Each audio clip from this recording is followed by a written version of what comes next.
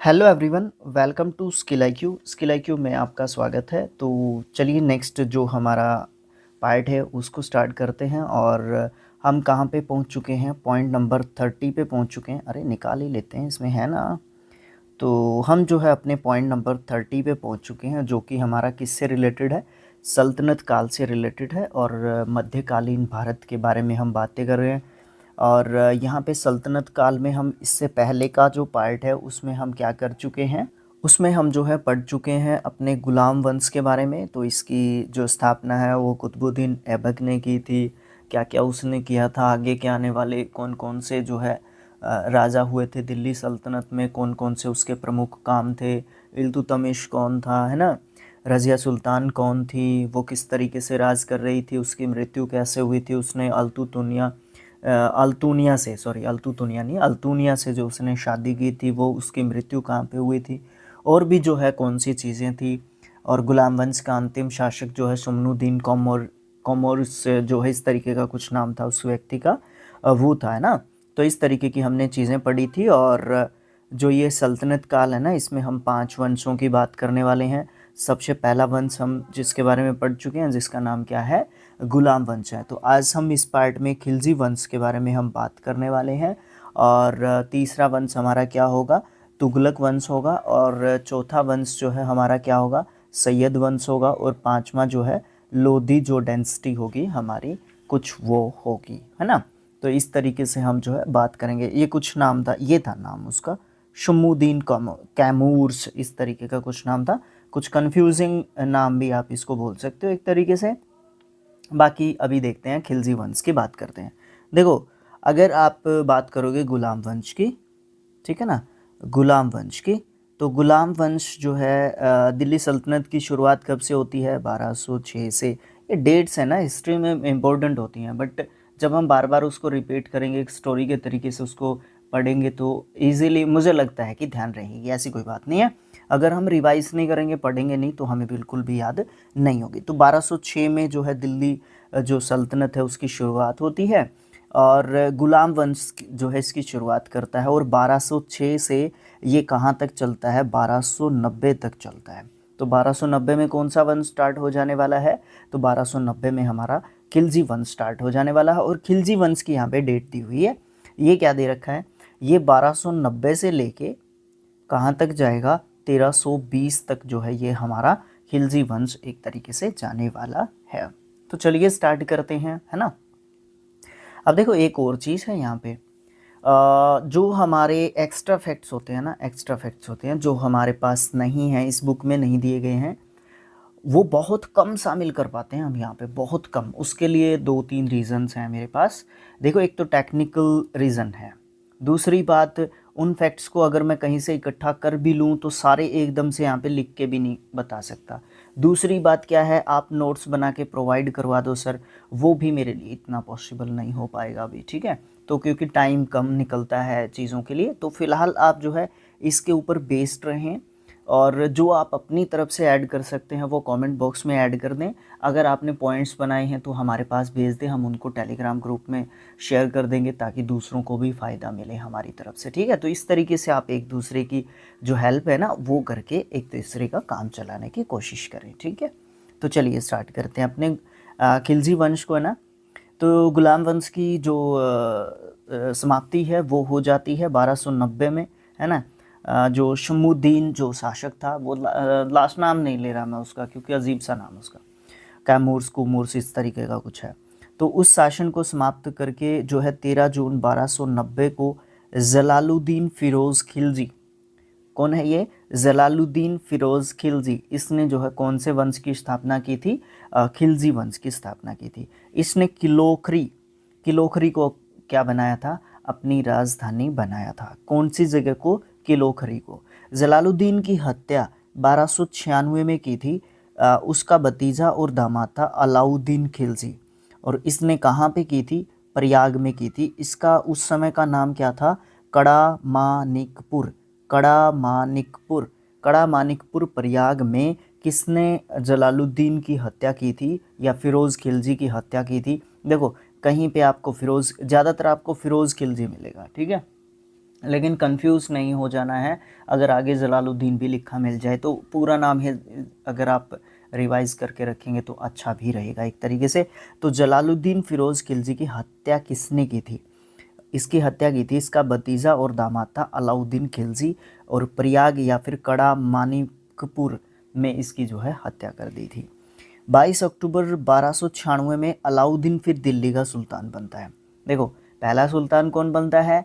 जलालुद्दीन फिरोज़ खिलजी। उसके बाद कौन बनता है? अलाउद्दीन खिलजी। ठीक है, इस तरीके से आप, मैंने पहले भी आपको बताया कि आप नोट्स को तैयार कर सकते हो। ठीक है, तो जो है 22 अक्टूबर 1296 में क्या बनता है? दिल्ली का सुल्तान बनता है। अलाउद्दीन के बचपन का नाम अली या फिर गुरशप था। ठीक है, गुरशप, अली या फिर गुरशप जो है बचपन का नाम था किसका? अलाउद्दीन खिलजी का। अलाउद्दीन खिलजी ने सेना को नकद वेतन देने और स्थायी सेना रखने की नींव रखी थी। दिल्ली के शासकों में अलाउद्दीन खिलजी के पास सबसे विशाल सेना थी, और वो भी कौन सी? स्थायी।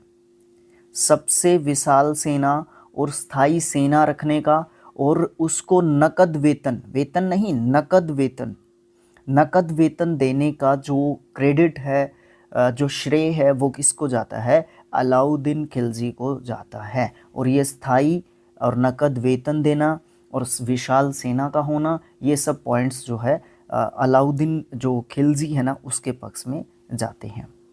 घोड़े को दागना, सैनिकों का हुलिया लिखना, ये सब प्रथाएं जो है किसने शुरुआत की थी? इन सब प्रथाओं की शुरुआत किसने की थी? अलाउद्दीन खिलजी ने इन सब प्रथाओं की शुरुआत की थी। तो फिर अगर इतना खर्चा करेगा, है ना, देखो माइंड में रखते हुए चलना है पॉइंट्स को, चीज़ों को, बातों को, फैक्ट्स को। देखो, अगर इतना कोई खर्चा करेगा, नकद वेतन देगा, इस तरीके की चीज़ें करेगा, है ना, ज़्यादा से ज़्यादा खर्चा करेगा, तो उसको क्या चाहिए? ज़्यादा से ज़्यादा पैसा भी चाहिए उसको। तो उसने क्या कर दिया था? भू राजस्व की दर को बढ़ा दिया था, और 1/2 यानी कि लगभग आधा जो भाग है ना फसल का, वो ले लिया जाता था। एक जो है शब्दावली में जोड़ सकते हो आप इस चीज़ को। एक शब्द है खम्स, इसको कहते हैं लूट का धन। जो भी लूट का धन होता था उसका 1/4 भाग के जगह पे पहले 1/4 भाग लिया जाता था, लेकिन अलाउद्दीन खिलजी ने इस भाग को 1/4 से बढ़ा के 3/4 कर दिया था। यानी कि 2 हिस्से और इसने बढ़ा दिए थे लूट के धन पे, जिसको क्या कहते थे? खम्स कहते थे। इसने व्यापारियों में बेईमानी को रोकने के लिए कम तोलने वाले व्यक्ति को जो है कड़ी से कड़ी सज़ा देने का प्रावधान रखा था। उसमें जो है उसके शरीर से मांस का टुकड़ा काट लिया जाता था। इस तरीके के आदेश भी ये दे देता था, मतलब थोड़ी सी सख्ताई बरतता था। और इसको एक और क्रेडिट जाता है कि इसने मूल्य नियंत्रण प्रणाली, इस प्रणाली को भी बड़ी सख्ती से, बड़ी दृढ़ता से, बड़ी सख्ताई जो है बरत के इसने जो है क्या किया हुआ था? इस नियम को लागू किया हुआ था। तो इस तरीके की चीज़ें भी हमें अलाउद्दीन खिलजी के जो है शासनकाल में देखने को मिलती हैं। दक्षिण भारत की विजय के लिए अलाउद्दीन खिलजी ने मलिक काफूर को भेजा था। ठीक है, जमैयत खाना मस्जिद, अलाई दरवाज़ा, सीरी का किला, हज़ार खंबा महल, ये सब क्या हैं? इमारतें हैं या कुछ मॉन्यूमेंट्स हैं जो किसने बनवाए थे? अलाउद्दीन खिलजी ने बनवाए थे। दोबारा फिर से पढ़ लेते हैं, क्योंकि हमें पढ़ना है, रिमाइंड करना है, रिवाइज करना है, याद करना है। जमैयत खाना मस्जिद, अलाई दरवाज़ा, सीरी का किला, हज़ार खंबा महल किसने बनवाए थे? अलाउद्दीन खिलजी ने बनवाए थे। अलाई दरवाज़ा को इस्लामी वास्तुकला का रत्न कहा जाता है। वास्तुकला। इस्लामी वास्तुकला का रत्न निम्नलिखित में से किस मॉन्यूमेंट को या किस हिस्टोरिक बिल्डिंग को, हिस्टोरिक बिल्डिंग मीन्स क्या बोलते हैं? हिस्टोरिक बिल्डिंग मीन्स ऐतिहासिक इमारत, किस ऐतिहासिक इमारत को कहा जाता है इस्लामी वास्तुकला का रत्न? तो वो होगा अलाई दरवाज़ा। भाई सबसे पहले तो यही ध्यान रखना जरूरी है कि अलाई दरवाज़ा खिलजी वंश के अलाउद्दीन खिलजी ने बनवाया था अपने शासनकाल के दौरान। दैवी अधिकार के सिद्धांत को किसने चलाया था? अलाउद्दीन खिलजी ने। खिलजी वंश में सबसे ज़्यादा जो वर्णन मिलता है अलाउद्दीन खिलजी का मिलता है, ठीक है, ये भी ध्यान रखने वाली बात है। सिकंदर ए सानी, ये उपाधि किसको प्राप्त थी और ये उपाधि किसने दी थी? अलाउद्दीन खिलजी को ये उपाधि प्राप्त हुई। ये उपाधि अलाउद्दीन खिलजी को किसने दी? अपने आप को दी थी उसने ये उपाधि, ठीक है। अलाउद्दीन खिलजी ने मलिक याकूब को दीवान ए रियासत जो है क्या किया था? नियुक्त एक तरीके से किया था।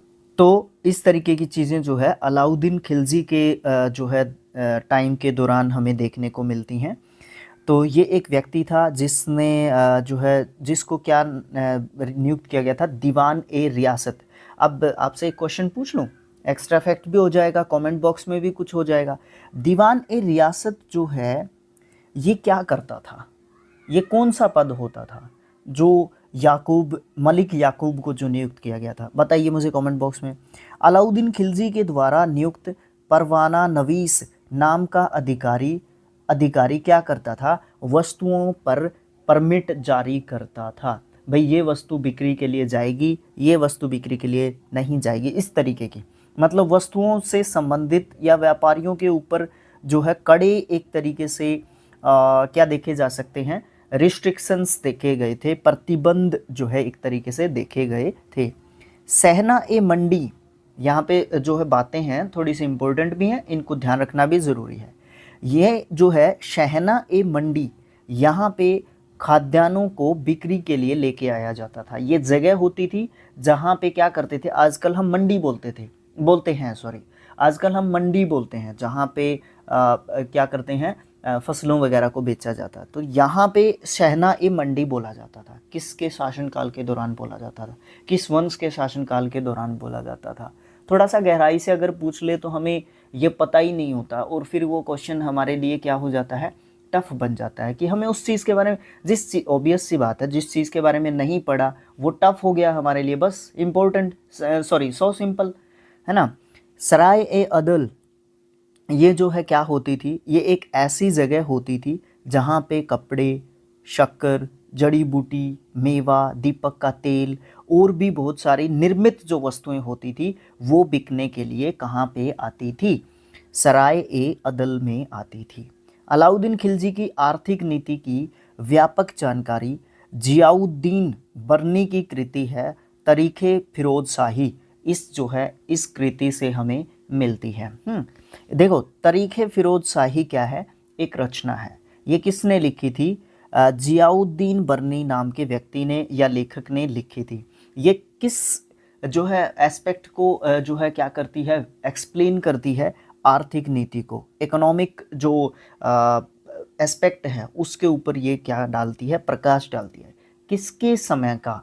अलाउद्दीन खिलजी, या वंश भी पूछ सकता है, खिलजी वंश का, है ना। इस तरीके से चीज़ों को क्या करना है? स्टोरी के हिसाब से पढ़ते हुए चलना है, आसानी से चीज़ें होंगी, ऐसा नहीं है कि होंगी नहीं।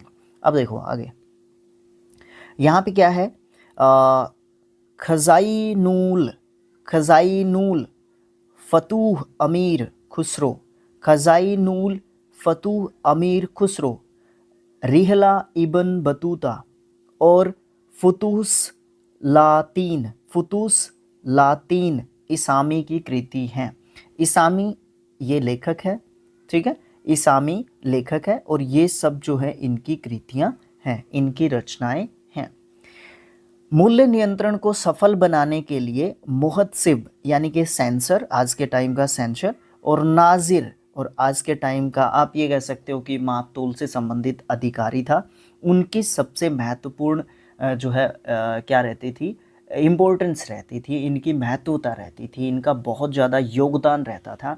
किसको? मूल्य नियंत्रण जो प्रणाली अलाउद्दीन खिलजी ने जो लागू की थी उसको एक तरीके से कामयाब बनाने के लिए। राजस्व में जो सुधार किए गए थे, अलाउद्दीन खिलजी ने सबसे पहले मिल्क, इनाम और वक्फ के अंतर्गत दी गई भूमि को वापस लेके उसको खालसा भूमि में बदल दिया था।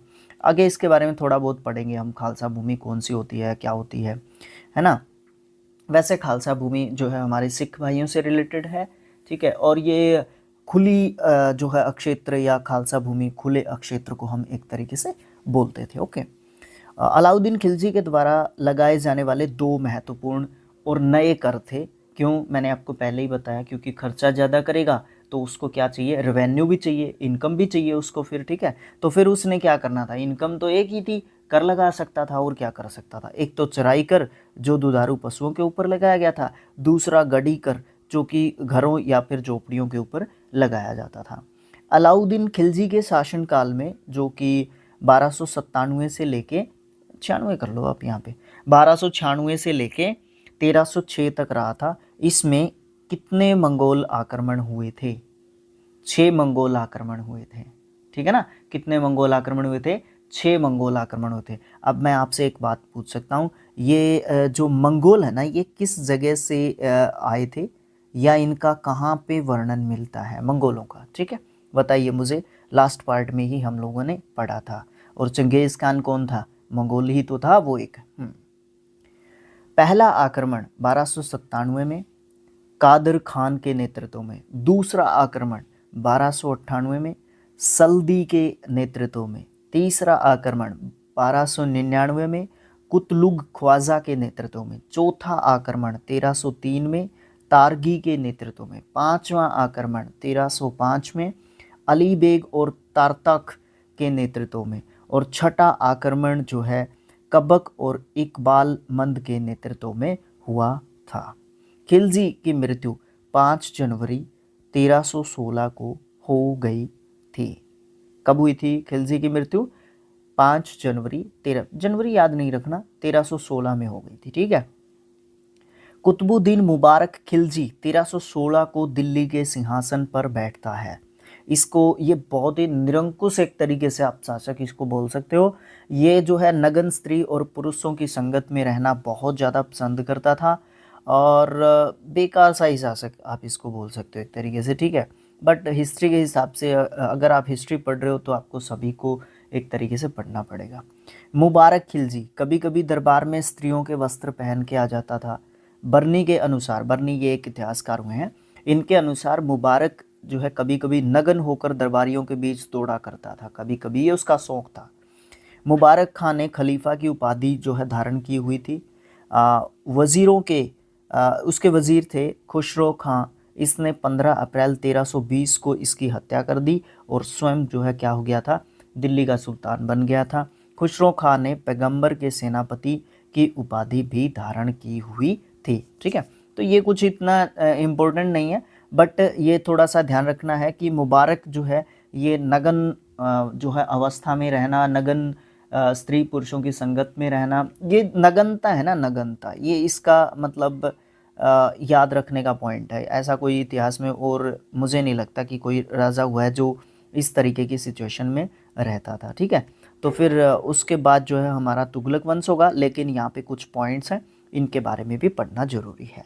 आमिर खुसरो फेमस राइटर, एक लेखक है ना, आमिर खुसरो। इनका मूल नाम क्या था? मोहम्मद हसन। ये इनका जन्म पटियाली में हुआ था, जो कि यूपी में पड़ता है, पश्चिमी यूपी में। और कहाँ पे पड़ता है? बदायूं के पास पड़ता है, ठीक है। 1252, ये जो है कंफर्म नहीं है, अकॉर्डिंग टू दिस बुक 1252 के आसपास इसका जन्म हुआ है।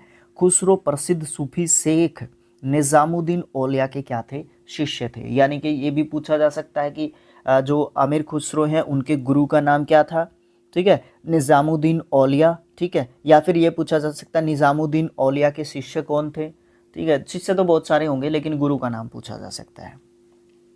बलबन से लेके मोहम्मद तुगलक तक दिल्ली के सुल्तानों के दरबार में रहे थे। अब देखो, बलबन से लेके, ठीक है, बलबन के समय में भी आमिर खुसरो दिल्ली में ही थे। और फिर यहाँ पे अलाउद्दीन हो गए, और भी ये जो भी इनके जो है उत्तराधिकारी आए, और फिर आगे तुगलक वंश हम पढ़ने वाले हैं। तुगलक वंश में जो है आप जो है कहेंगे कि तुगलक वंश जो है मोहम्मद तुगलक के जो है समय तक जो है ये क्या रहते हैं, दिल्ली के दरबार में रहते हैं। इनको तूतीय हिंद यानी कि भारत का तोता, ठीक है ना, भारत का तोता की संज्ञा प्राप्त है। तबला और सितार का आविष्कार का श्रेय जो है आमिर खुसरो को जाता है। इन्होंने भारतीय संगीत में कव्वाली कव्वाली गायन को इंट्रोड्यूस किया था, प्रचलित किया था, फेमस किया था एक तरीके से, सॉरी इंट्रोड्यूस नहीं किया था, फेमस कर दिया था उसको और भी ज़्यादा, क्योंकि इंट्रोड्यूस करना मतलब उस चीज़ को आविष्कार करना, उस चीज़ को लेके आना लोगों के बीच में, लेकिन एक होता है उस चीज़ को फेमस कर देना, ठीक है। तो उस चीज़ को प्रचलित किया था भारत में, किसको, कव्वाली गान को। साथ ही इनको कई प्रकार के आधुनिक रागों जैसे कि तिलक, साजगिरी, सरपादा इत्यादि जो राग हैं, इनको प्रचलित करने का श्रेय भी किसको जाता है, आमिर खुसरो को जाता है। इनकी बोली कौन सी थी, कौन सी बोली, कौन सी भाषा का प्रयोग ये अपनी जो रचनाएं हैं उनमें करते थे, तो खड़ी बोली का प्रयोग करते थे, या ये कह सकते हो भारत में जो खड़ी बोली का प्रयोग जो उत्तरार्ध जो आने वाले जो हमारे लेखक रहे या कवि रहे, जिन्होंने अपनी अपनी रचनाएं लिखी आने के बाद, और हम कविताओं या कवि परिचयों में पढ़ते हैं हिंदी में, तो हम जानते हैं कि उन्होंने क्या किया, खड़ी बोली का प्रयोग किया था, है ना, उनकी भाषा खड़ी बोली थी। तो ये जो है इस बात का श्रेय किसको जाता है, खड़ी बोली के जनक जो है कौन रहे, आमिर खुसरो रहे। इनकी कुछ रचनाएं हैं, दीवान जो फारसी कविताओं का संग्रह है, नू सिपेदार और मनसवी मसनवी देवल रानी खिज्र खां, ये जो है दुखद एक प्रेम कथा है, और ये सब जो है इनकी एक तरीके से रचनाएं हैं। तो आमिर खुसरो के बारे में जानना भी बहुत ज़्यादा ज़रूरी है। हमने पढ़ा था कि अलाउद्दीन खिलजी ने क्या किया था, बाजार नियंत्रण प्रणाली लागू की थी, है ना। उसको लागू करने के लिए उसने बहुत सारे नए नए पदों का जो है क्या किया था, नए नए पदों को इंट्रोड्यूस किया था, नए नए पद बनाए थे उसने, और वो कौन कौन से बनाए थे। एक तो बनाया था दीवान ए रियासत। भाई ये तो मैंने आपसे पूछा था, इसका तो आंसर आपको यहीं पे मिल गया, चलो कोई बात नहीं। तब जब आपने उसी समय वीडियो को जो है रोक के अगर आपने आंसर दे दिया तो ठीक है, नहीं तो आपको आंसर यहाँ पे भी मिल गया। ये दीवान ए रियासत पद क्या होता था, बाजार नियंत्रण प्रणाली के अंतर्गत होता था, और ये व्यापारियों पर कंट्रोल करने के लिए होता था, नियंत्रण करने के लिए होता था। और ये जो है पूरी की पूरी जो दीवान ए रियासत नाम का जो पद जो भी व्यक्ति संभालता था, वो क्या करता था, इस पूरी व्यवस्था को देखता था, बाजार के ऊपर कंट्रोल जो है यही व्यक्ति रखता था, जिसको दीवान ए रियासत बनाया जाता था। दूसरा था शहना ए मंडी, जहाँ पे बहुत सारे जो चीज़ें हैं वो बिकने के लिए आती थी, है ना, बहुत सारी खाद्य फसलें, क्या लिखोगे यहाँ पे, खाद्य जो फसलें होती थी, ठीक है, या खाद्यान्न जो वहाँ पे बिकने के लिए आते थे, तो वो शहना ए मंडी में बिकने के लिए आते थे, या सॉरी ये एक पद होता था, ठीक है ना, ये एक पद होता था ना।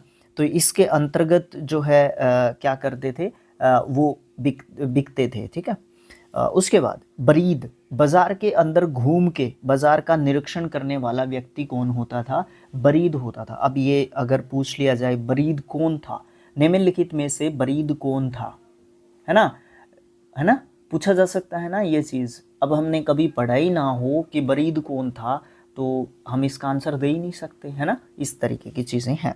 तो बाजार के अंदर घूम के ये क्या करता था, निरीक्षण करता था कि कहीं कोई व्यापारी कोई धोखेबाजी तो नहीं कर रहा।